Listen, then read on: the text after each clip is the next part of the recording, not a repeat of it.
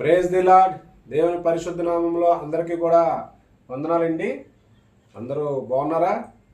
గడిచిన దినములో మన యొక్క శ్రమల కాలంలోని లోక మార్గంలో అనేకమైనటువంటి ప్రదేశాల్లో మన ఉద్యోగరీత్యా మన కుటుంబ అవసరాల నిమిత్తంగా మనము పడిన ప్రయాసలో దేవుడు ఆశీర్వదించి దీవించబడి మీ మార్గములన్నిటిలో కూడా ప్రభు యేసుక్రీస్తుల వారు ఆయన హస్తమ చేత మిమ్మల్ని ఆశీర్వదించబడి తిరిగి మరలా ఈ ఉదయకాల సమయంలో మనమందరము కూడా కలిసి రక్షణ వాక్య కార్యక్రమంలో పాలిభాగస్థులమై ఆయనను మనము మన పూర్ణ హృదయంతో మనము స్తుతించుకున్నట్లయితే తిరిగి యథావిధిగా మన యొక్క క్రియలలో మనకి గొప్ప ఆశీర్వాదము గొప్ప సంతోషమును మనము పొందిన వారమై ఉంటాము. కాబట్టి ప్రతి దినం కూడా రక్షణ వాక్య కార్యక్రమం చూస్తున్న ప్రతి క్రైస్తవ బిడ్డలందరూ కూడా యవనస్తులు, వృద్ధాప్యంలో ఉన్నవారు, సమస్త జనులందరూ కూడా ఈ యొక్క గొప్ప సందేశాన్ని మీరందరూ కూడా సబ్స్క్రైబ్ చేసుకొని మీ యొక్క స్నేహితులకు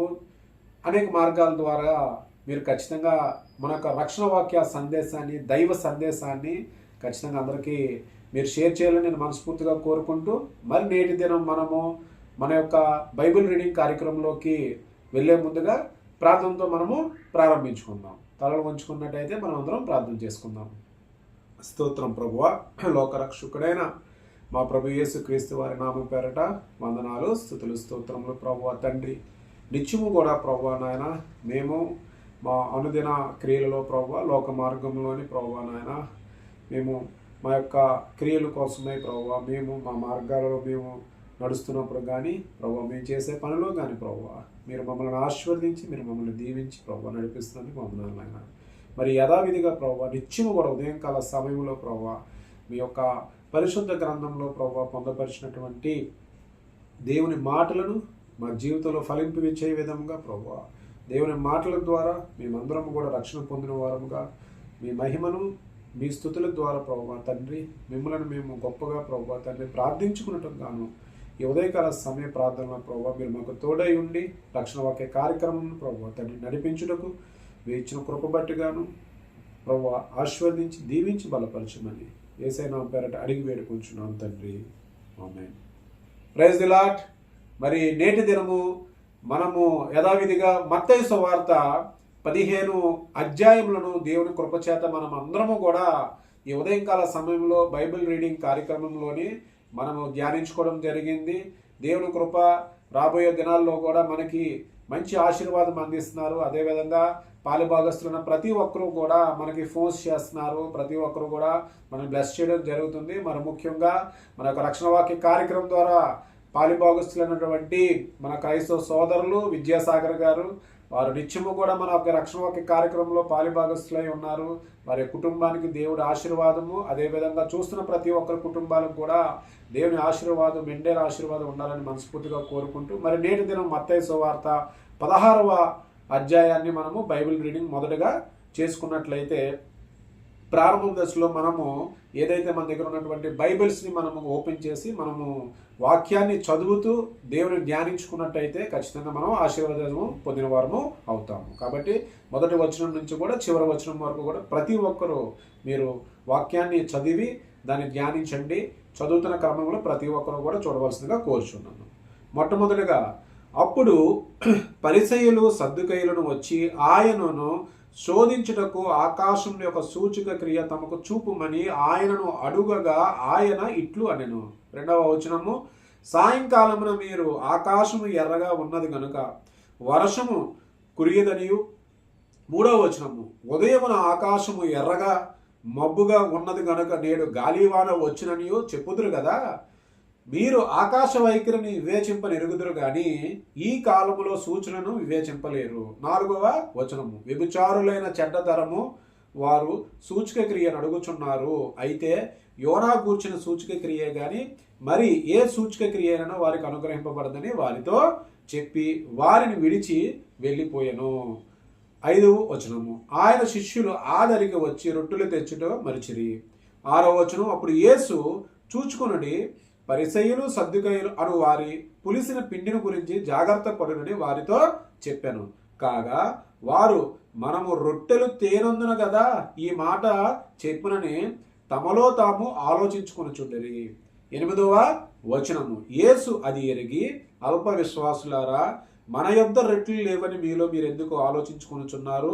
మీరెక్కడో గ్రహింపలేదా?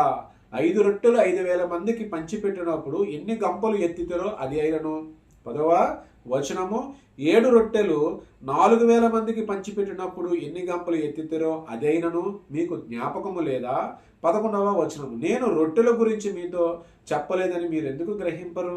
పరిసయ్యులు సద్దుకయ్యులు అని వారి పులిసిన పిండిని గురించి జాగ్రత్త పడుడని చెప్పాను. 12వ వచనము, అప్పుడు రొట్టెలు పులిసిన పిండిని గురించి కాదు కానీ పరిసయ్యులు సద్దుకయ్యులు వారి బోధన గురించియే జాగ్రత్త పడవాలని ఆయన తమతో చెప్పనని వారు గ్రహించిరి. 13వ వచనము, యేసు ఫిలిప్పు దగ్గర కైసరియా ప్రాంతంలోనికి వచ్చి మనిషి కుమారుడు ఎవడని జనులు చెప్పుకొనుచున్నారని తన శిష్యులను అడుగుగా, వారు కొందరు బాప్తీసమిచ్చి యోహాననియు, కొందరు ఏలియా అనియు, కొందరు ఇర్మియా అనియు, లేక ప్రవక్తలలో ఒకడనియు చెప్పుకొనుచున్నారనిరి. 15వ వచనము, అందుకాయన మీరైతే నేను ఎవడని చెప్పుకొనుచున్నారని వారిని అడుగుగా, 16వ వచనం, అందుకు సీమోను పేతురు, నీవు సజీవుడగు దేవుని కుమారుడు అయిన క్రీస్తు అని చెప్పాను. 17వ వచనం, అందుకు యేసు, సీమోను బరయానా, నీవు ధన్యుడువు, పరలోకముందున నా తండ్రి ఈ సంగతి నీకు బయలుపరిచినే కానీ నరులు నీకు బయలుపరచలేదు. 18వ వచనము, మరియు నీవు పేతురువు, ఈ బండ మీద నా సంఘమును కట్టుదును, పాతాళలోక ద్వారములు దాని ఎదుట నిలువు నేరవని నేను నీతో చెప్పుచున్నాను. 19వ వచనము, పరలోక రాజ్యము యొక్క తాళపు చెవులు నీకు ఇచ్చేదను, నీవు భూలోకమందు దేని బంధించేదవో అది పరలోకమందు బంధింపబడను, భూలోకమందు దేని విప్పెదవో అది పరలోకమందు విప్పబడనని అతనితో చెప్పాను. 20వ వచనము, అటు పిమ్మట తాను క్రీస్తు అని ఎవరితోనూ చెప్పవద్దని ఆయన తన శిష్యులకు ఖండితముగా ఆజ్ఞాపించెను. 21వ వచనము, అప్పటి నుండి తాను యెరూషలేమునకు వెళ్ళి పెద్దల చేతను ప్రధాన యాజకుల చేతను శాస్త్రుల చేతను అనేక హింసలు పొంది చంపబడి 3వ దినమున లేచుట అగత్యమని యేసు తన శిష్యులకు తెలియజేయ మొదలు పెట్టగా. 22వ వచనం, పేతురు ఆయన చెయ్యి పట్టుకొని, ప్రభువా అది నీకు దూరం అగుగాక, అది నీకెన్నడను కలుగుదని ఆయనను గద్దింపసాగెను. 23వ వచనము, అయితే ఆయన పేతురు వైపు తిరిగి, సాతానా నా వెనకకు పొమ్ము, నీవు నాకు అభ్యంతరకరణమై ఉన్నావు, నీవు మనుషుల సంగతులైనా తలంచుచున్నావు గాని దేవుని సంగతులను తలంపకి ఉన్నావని పేతురుతో చెప్పెను. 24వ వచనము, అప్పుడు యేసు తన శిష్యులను చూచి, ఎవడైనను నన్ను వెంబడింపగోరిన ఎడల తన్ను తాను ఉపేక్షించుకొని తన సిలువనెత్తుకొని నన్ను వెంబడింపవలెను. 25వ వచనము, తన ప్రాణమును రక్షించుకొనగోరువాడు దాన్ని పోగొట్టుకొనును, నా నిమిత్తము తన ప్రాణమును పోగొట్టుకున్నవాడు దాన్ని దక్కించుకొనును. 26వ వచనం, ఒక మనుష్యుడు లోకమంతయు సంపాదించుకొని తన ప్రాణమును పోగొట్టు కంటే అతనికేమి ప్రయోజనము? ఒక మనుష్యుడు తన ప్రాణమును ప్రతిగా నేమి ఇయ్యగలడు?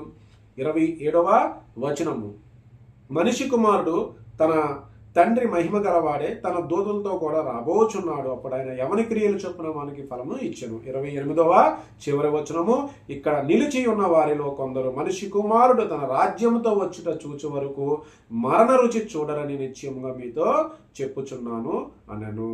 ప్రియమైన క్రైస్తవ సోదరులారా, మరి నేటి దినము మత్తయి సువార్త 16వ అధ్యాయము, మత్తయి గారు రాసినటువంటి ఈ 28 అధ్యాయాల్లో మనము 15 అధ్యాయాలని మనము సంపూర్ణంగా మనము పూర్తి చేసుకోవడం జరిగింది. మరి మత్తయి సువార్త 16వ అధ్యాయంలో ముఖ్యాంశాలు మనము పూర్తిగా చూసుకున్నట్టయితే చదివినటువంటి 28 వచనాలలో మనకి మొదటి వచనం నుంచి 5వ వచనం వరకు కూడా మనం చూసుకున్నట్టయితే అద్భుత కార్యాలు చూపమని అడుగుట, సూచక క్రియల గురించి అడుగుట, పరిసయ్యులు సద్దుకయ్యులు తిరిగి మరలా ఒకసారి ఆయననే సూచక క్రియ ఏదైనా ఉంటే మాకు చూపమని అడగడం అనేది జరిగింది. ఆ తర్వాత మనము రెండవ భాగంగా 5 నుంచి 12 వచనాల వరకు కూడా మనం చూసుకున్నట్టే పులుపు గురించి, పులిసిన పిండి గురించి, అంటే పరిసయ్యులు సద్దుకయ్యుల యొక్క బోధ, అంటే అబద్ధపు బోధ,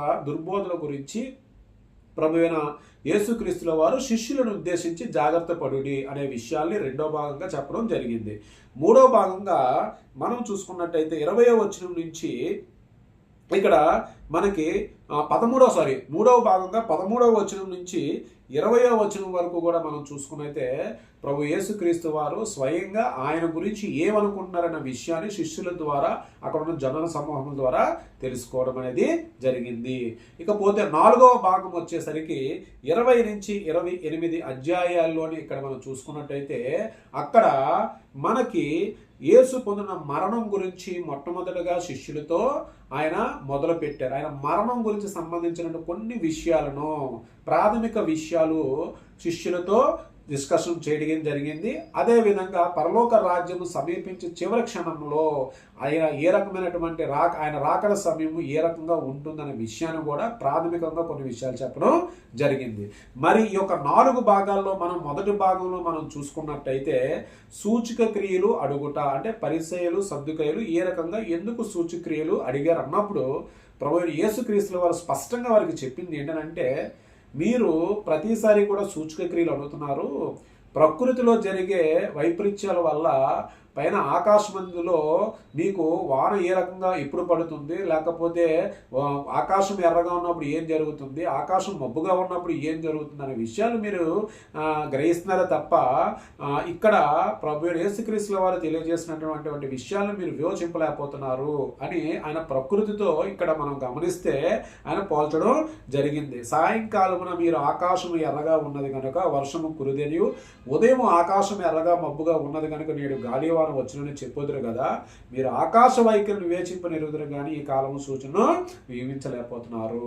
వ్యభిచారులైన చెడ్డ ధర్మం వారా అని వారిని గద్దిస్తూ యోనా సూచన క్రియ తప్పించగానే మరి యొక్క ఏ సూచన క్రియ కూడా మీకు లేదు. యోనా ఏదైతే తిమింగలం గర్భంలో ఒక 3 రోజులు రాత్రింబాగులు ఏ రకంగా అయితే ఉన్నారో ప్రభువైన యేసుక్రీస్తుల వారు కూడా ఆయన యొక్క పునరుద్ధరణకు ముందు ఆయన మరణం తర్వాత 3 రోజులు రాత్రింబగలు కూడా ఆయన భూగర్భంలో నుంచి ఆయన సమాధిలో నుంచి లేచి వచ్చినప్పుడు అదే మీకు ఒక సూచన క్రియగా ఆయన ఒకసారి చెప్పడం జరిగింది. మరలా అదే సూచక్రియ ఉంటుంది కానీ మరొక సూచక్రియ ఉండదని చెప్పి 1 నుంచి 5 అధ్యాయాల్లో వివరించడం జరిగింది. ఆ తర్వాత మళ్ళీ మనం చూసుకున్నట్టయితే పులిసిన పిండి గురించి ఏంటి పులిసిన పిండి గురించి అంటే ఇక్కడ మనం చూసుకున్నట్టయితే ఆయన చెప్పినటువంటి మాట ఇక్కడ మనము 12వ వచనం డైరెక్ట్గా చూసుకుంటే 5 నుంచి 12 వచనాలు కదండి. ఇక్కడ 12వ వచనం మనం చూసుకుంటే పరిసయ్యులు సద్దుకయ్యులను వారి బోధన గురించే జాగ్రత్త పడవాలని ఆయన తమతో చెప్పనని వారు గ్రహించిరి. అంటే ఏం గ్రహించారు, గ్రహించే ముందు వారు ఏ రకంగా మాట్లాడుకున్నారని మనం చూసుకుంటే 5వ వచనం నుంచి 12వ వచనం వరకు కూడా శిష్యులు ఆ దరికి అంటే ఆ యొక్క సువార్త భారంలో కొనసాగంగా ప్రయాణం జరుగుతున్న సమయంలో ఆ దరికి వచ్చినప్పుడు రొట్టెలు తేవడం మరిచిరి అని అనుకున్నారు. అప్పుడు యేసు ఏం చెప్పారంటే, చూచుకొనుడి పరిసయ్యులు సద్దుకైన వారి పులిసిన పిండి గురించి జాగ్రత్తగా పడునని వారితో చెప్పాను. అక్కడ 2 డిబేట్స్ జరుగుతున్నాయి. ఒకటి శిష్యులు వారమట్టుగా వారు రొట్టెలు తేలేదని అనుకుంటున్నప్పుడు, కానీ యేసయ్య వరుస క్రమంలో శిష్యులకు ఒక మాట, మీరు పరిసయ్యులు సద్దుకైలతో జాగ్రత్తగా ఉన్నారని చెప్పడం వెంటనే శిష్యులు ఏమనుకున్నారంటే, మనము రొట్టెలు తేనందునే కదా ఈ మాట చెప్తున్నారు, తమలో తాము ఆలోచించుకొనుచుండిరి అని చెప్పి అనుకుంటున్న సమయం మళ్ళీ ప్రభువైన యేసుక్రీస్తుల వారు ఆయన మనసుని వారి యొక్క తలాంతులు ఎరిగి ఆయనకి చెప్పింది ఏంటంటే, అల్ప విశ్వాసులారా, ఇక్కడ నేను మీ యొద్ద రొట్టెలు లేవని మీరు ఆలోచించుకుంటున్నారు, మీరు గ్రహింపలేదా? అప్పుడు ఏదైతే అరణ్య ప్రదేశంలోనే 5,000 రొట్టెలను 5 రొట్టెలు 2 చేపలు ఉన్నప్పుడు 5,000 మందికి మనము ఏ రకంగా పంచిపెట్టాము అనేది మీకు తెలియదా? అదేవిధంగా 7 రొట్టెలు కొన్ని చేపలు ఉన్నప్పుడు 4,000 మందికి ఏ రకంగా పంచిపెట్టాము అనేది మీరు గ్రహింపలేరా? నేను చెప్పినది వాటి గురించి కాదని చెప్పి తిరిగి మరలా వారిని ఖండిస్తూ, మీరు తెలుసుకోవలసిన పులిసిన రొట్టెది దేని గురించి అని అంటే పరిసయ్యులు సద్దుకైన వారి బోధన గురించే, బోధ అంటే వారు చేసినటువంటి ఒక వక్రమైనటువంటి బోధ గురించి జాగ్రత్త పడవాలని ఆయన తమతో చెప్పినని వారు అప్పుడు గ్రహించారు. ఇది 2వ భాగంలో ఉన్నటువంటి ముఖ్యమైనటువంటి విషయం. ఆ తర్వాత మనము 13 నుంచి మనము 19 వచనాల వరకు సుమారు 20 వచనాల మధ్యలో ఈ భాగాన్ని మనం చూసుకున్నట్టయితే ప్రభు యేసుక్రీస్తుల వారి అనే పరిచర్య భాగంలో ఆయన కొనసాగిస్తున్న ఆ సమయంలోనే మరలా అక్కడ శిష్యులకు ప్రభు యేసుక్రీస్తుల వారు జనసమూహం యొక్క ఉద్దేశం ఏంటి ఆయన మీద అనే ఒక ప్రశ్న శిష్యులను అడిగినప్పుడు తిరిగి మరలా శిష్యులు సమాధానం చెప్పడము, ఆ సమాధానంలో శిష్యులు ఏ ఒక్కరైతే అది ప్రభు అయిన యేసుక్రీస్తుల వారి నుంచి యథార్థమైన సమాధానం చెప్పారు, ఆ సమాధానం ఏ రకంగా ఎవరి నుంచి వచ్చిందనే ఒక విషయాన్ని ఇక్కడ 13వ వచనం నుంచి మనకి సుమారు 20 వచనాల మధ్యన జరిగింది. అది ఏంటి అనేది వాక్యపరంగా మనం చూసుకున్నట్టయితే అక్కడ ప్రభు అయిన యేసుక్రీస్తుల వారు అడిగినప్పుడు శిష్యులు చెప్తుంది ఏంటి అంటే, వారు కొందరు బాప్తీసమిచ్చి యోహాననియు, కొందరు ఏలియా అనియు, కొందరు ఎర్మియా అనియు, లేక ప్రవక్తలలో ఒకడనియు చెప్పుకొనుచున్నారనిది.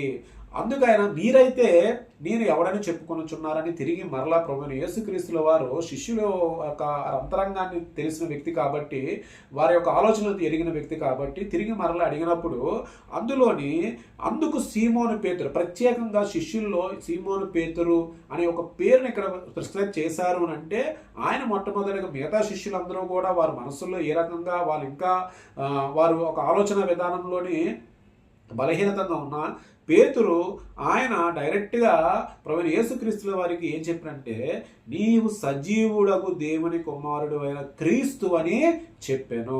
హల్లెలూయా.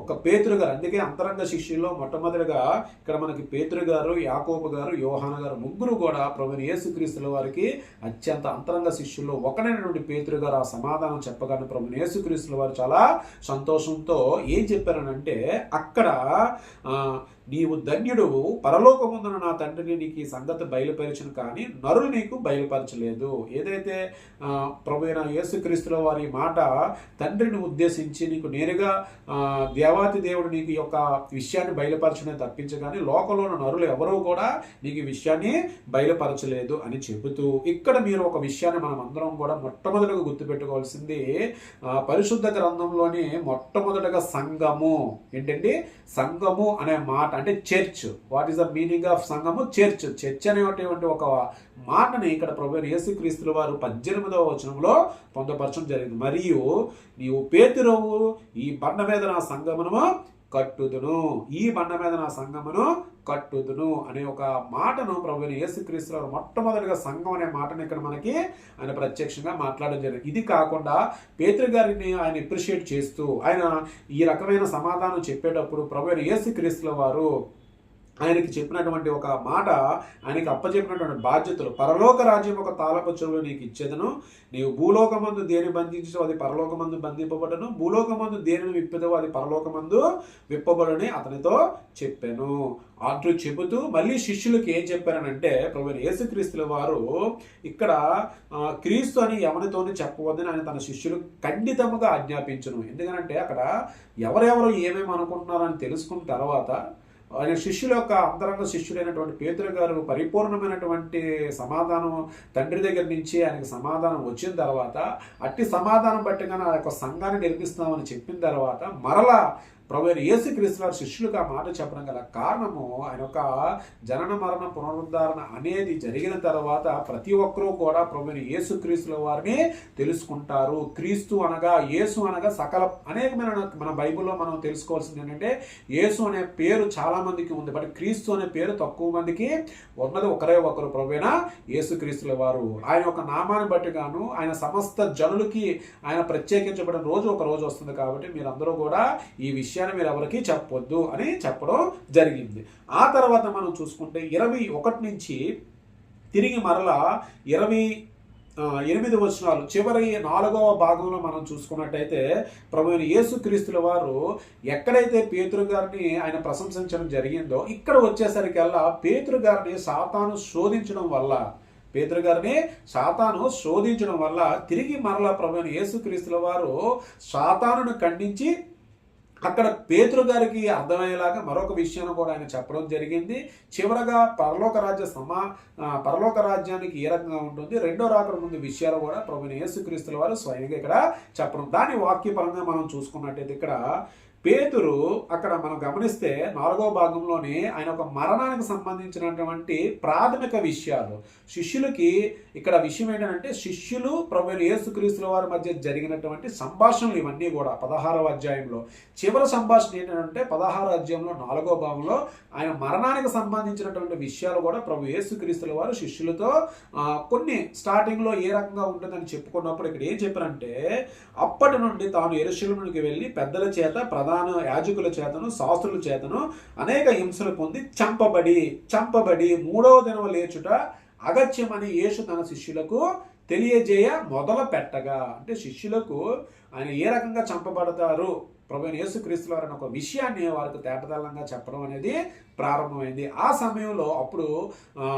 ఏదైతే అంతరంగ శిష్యుడుగా ఉన్నటువంటి పేతురు గారు ప్రభువైన యేసుక్రీస్తుల వారి మీద ఉన్నటువంటి విశ్వాసము నమ్మకంతో ఆయన లేదు ప్రభు నీకు ఇటువంటి జరగదు, ఇలా జరగకూడదు అని చెప్పి సాతానుతో ప్రేరేపించిన విషయాన్ని కూడా ప్రభువైన యేసుక్రీస్తుల వారు తిరిగి మరలా గ్రహించి అప్పుడు అక్కడ ఒక మాట ప్రభువైన యేసుక్రీస్తుల వారు నేరుగా చెప్పడం జరిగింది.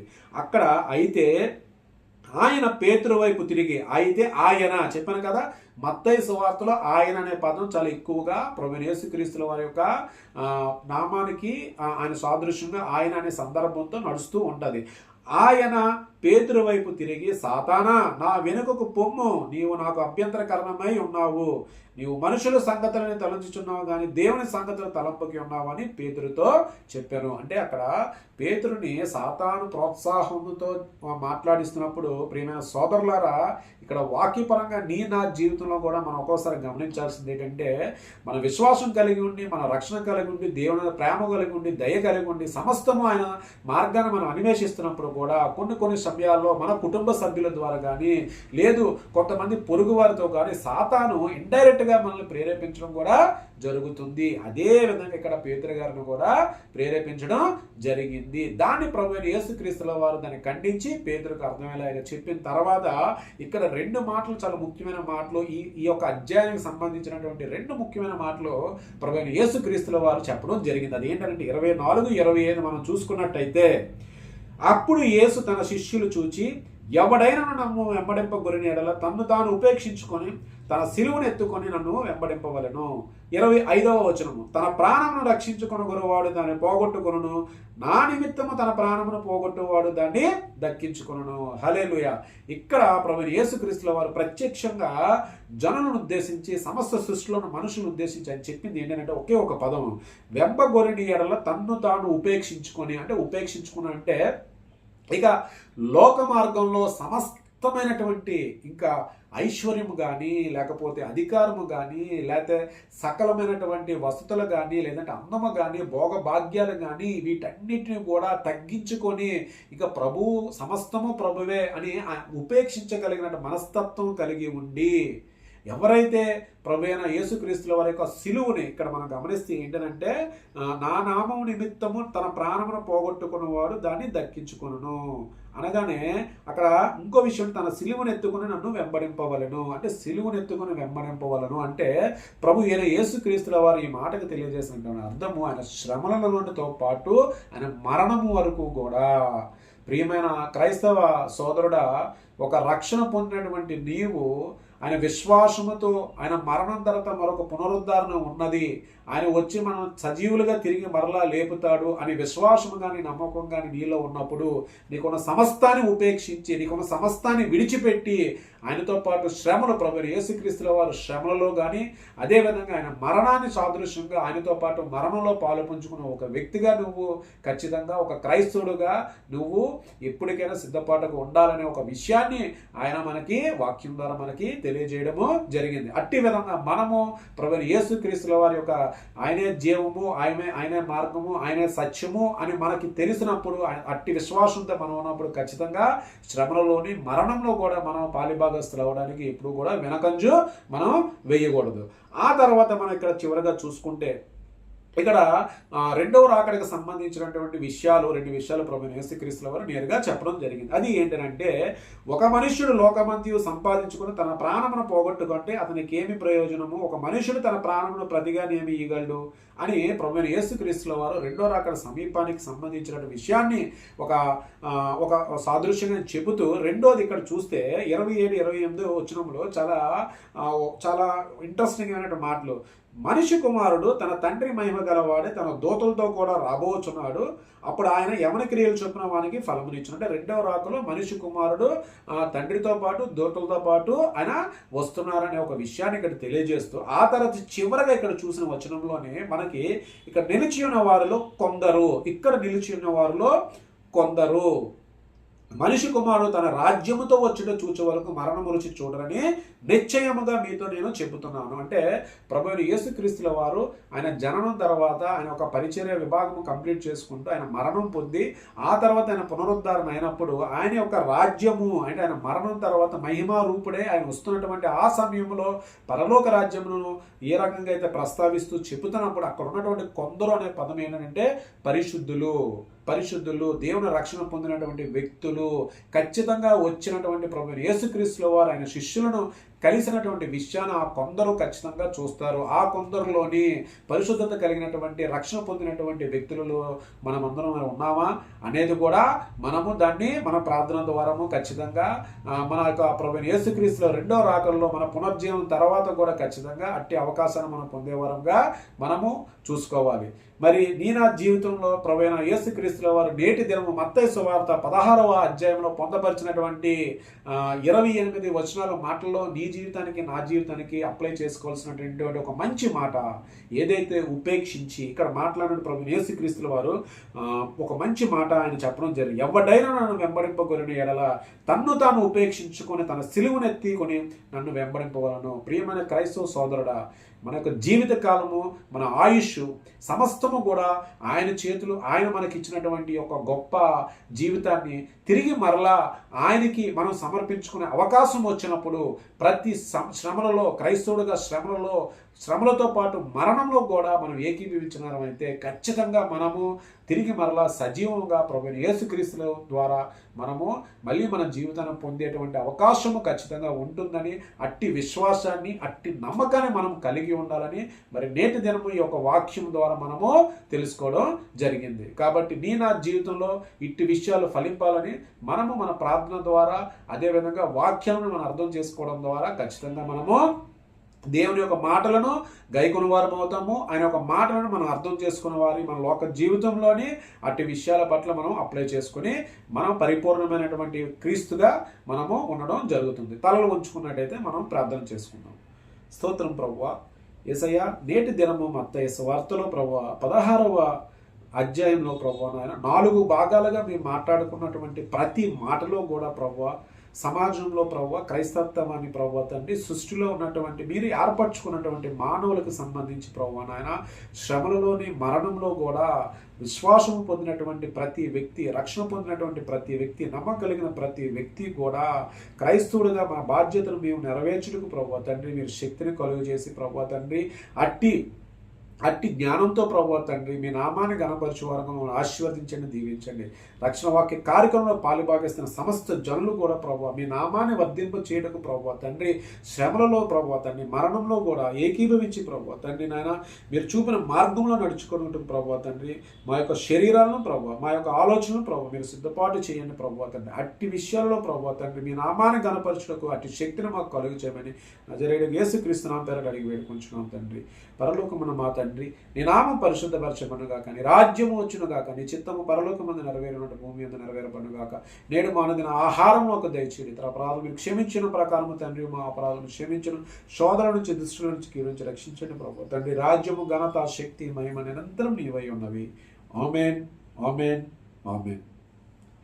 అందరికీ కూడా మరొకసారి వందనాలండి.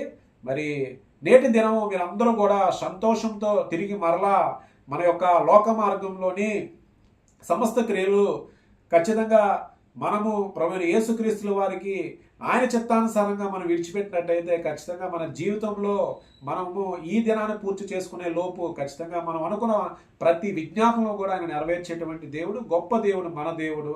మీరందరూ కూడా ప్రతిదీ కూడా ఆయన చిత్తానికి విడిచిపెట్టి మనము మన జీవితంలో మనం కొనసాగించినట్టే ఖచ్చితంగా కూడా మనము మంచి సంతోషంతో, మంచి ఆనందంతో మనం క్రైస్తవులుగా మన జీవితాన్ని గడిపిన వారం అవుతాం. కాబట్టి మీ అందరికీ కూడా మరొకసారి దేవుని పరిశుద్ధ నామంలో వందనాలు.